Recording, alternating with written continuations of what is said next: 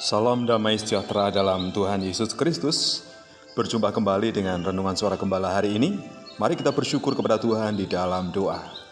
Bapa Surgawi yang kami kenal dan kami sembah, di dalam nama Tuhan kami Yesus Kristus, kami sangat bersyukur dan berterima kasih sampai saat ini kami senantiasa ada dalam naungan kasih Tuhan. Engkau tidak pernah membiarkan kami dan tidak pernah meninggalkan kami. Izinkan kami hari ini untuk membaca, mendengar, dan merenungkan firman-Mu. Berkatilah kami melalui firman Tuhan ini. Terima kasih Tuhan Yesus. Haleluya. Amin. Tema firman Tuhan yang kita renungkan hari ini adalah tantangan akhir zaman dari surat 2 Timotius pasal 3, ayat yang pertama sampai ayat yang ketiga. Demikian bunyi firman Tuhan. Ketahuilah bahwa pada hari-hari terakhir akan datang masa yang sukar. Manusia akan mencintai dirinya sendiri dan menjadi hamba uang. Mereka akan membual dan menyombongkan diri. Mereka akan menjadi pemfitnah. Mereka akan berontak terhadap orang tua dan tidak tahu berterima kasih, tidak mempedulikan agama, tidak tahu mengasihi, tidak mau berdamai, suka menjelekkan orang, tidak dapat mengekang diri, garang, tidak suka yang baik. Kita akan menghadapi masa yang sukar, di mana orang-orang yang hidup, mereka hidup di luar hukum-hukum Tuhan. Namun kita harus tetap menjaga iman Kristen kita.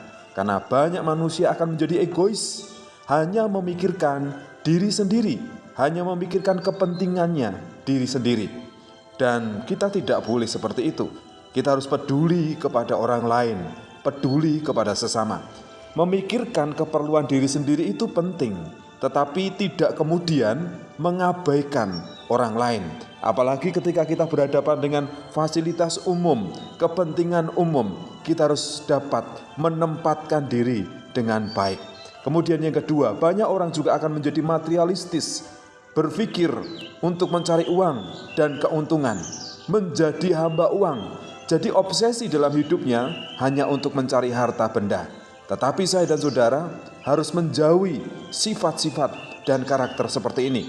Kita harus menyadari bahwa kita hidup tidak hanya karena uang dan harta saja. Karena uang dan harta itu hanya media untuk menolong kita mencukupkan segala keperluan di dalam hidup kita. Jangan sampai hidup kita, pikiran kita, perasaan kita dikuasai oleh harta. Kemudian yang ketiga, orang-orang juga akan menjadi apatis, tidak peduli kepada teguran dan cuek terhadap orang lain. Namun saya dan saudara, jadilah orang yang peduli, jadilah orang yang mengasihi, jadilah orang yang dengar-dengaran. Dengan rendah hati kita mendengar nasihat, teguran dari orang lain, terlebih orang-orang yang lebih tua, orang-orang yang lebih bijaksana, orang-orang yang lebih cerdas daripada saya dan saudara. Tentu mereka memiliki pengalaman dan akan menjadi teladan dalam hidup kita, terlebih kebenaran firman Tuhan. Oleh karena itu, apa yang harus kita lakukan selanjutnya? Jangan hanya memikirkan diri sendiri dan menjadi orang yang egois. Selain itu juga jangan hanya mencari uang dan keuntungan, hanya terobsesi oleh harta kekayaan. Tetapi perhatikanlah, didikan, dan kasihilah orang lain. Sehingga kita bukan termasuk golongan orang-orang yang apatis, yang cuek dengan keluarga, tetangga, masyarakat, terlebih di mana kita hidup. Kita harus menjadi garam dan terang seperti kehendak Tuhan. Pada akhir zaman, kita akan menghadapi masa yang sukar. Karena banyak orang akan cenderung menjadi egois, materialistis, apatis. Kita harus belajar untuk menguasai diri dan peduli kepada orang lain supaya Tuhan berkenan atas hidup kita. Bapak, kami menyadari pada akhir zaman kami akan menghadapi masa yang sukar karena orang-orang akan menjadi egois, hanya memikirkan diri sendiri dan tidak peduli kepada orang lain.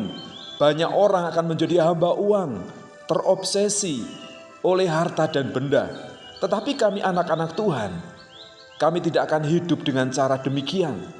Karena Tuhan telah memberikan hikmat, akal budi, dan kebijaksanaan. Sehingga kami menyadari bahwa uang, harta itu hanya sementara. Dan itu hanya media untuk kami melanjutkan hidup dan mencukupkan segala keperluan dalam hidup kami. Kami hidup bukan untuk mencari harta dunia, bukan mengejar dunia. Tetapi kami hidup untuk mempersiapkan diri masuk dalam masa kekekalan.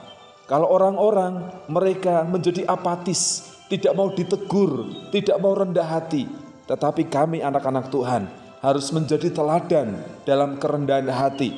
Kami rela ditegur, kami rela diingatkan dan dibentuk oleh kebenaran firman Tuhan, supaya kami semakin layak dan berkenan di hadapan Tuhan. Walaupun kami hidup di dunia, tetapi kami tidak hidup dengan cara-cara orang-orang duniawi. Karena kami telah dibebaskan dan telah dilepaskan dari belenggu dosa. Terima kasih Tuhan, bawalah kami menjadi hamba-hamba Tuhan yang menjadi garam dan terang, menjadi saksi bagi dunia ini. Kami rindu, kami bisa menang atas tantangan, persoalan, dan juga pergumulan-pergumulan di tengah-tengah dunia yang semakin gelap ini. Terima kasih Tuhan Yesus atas kebenaran firman-Mu. Haleluya. Amin.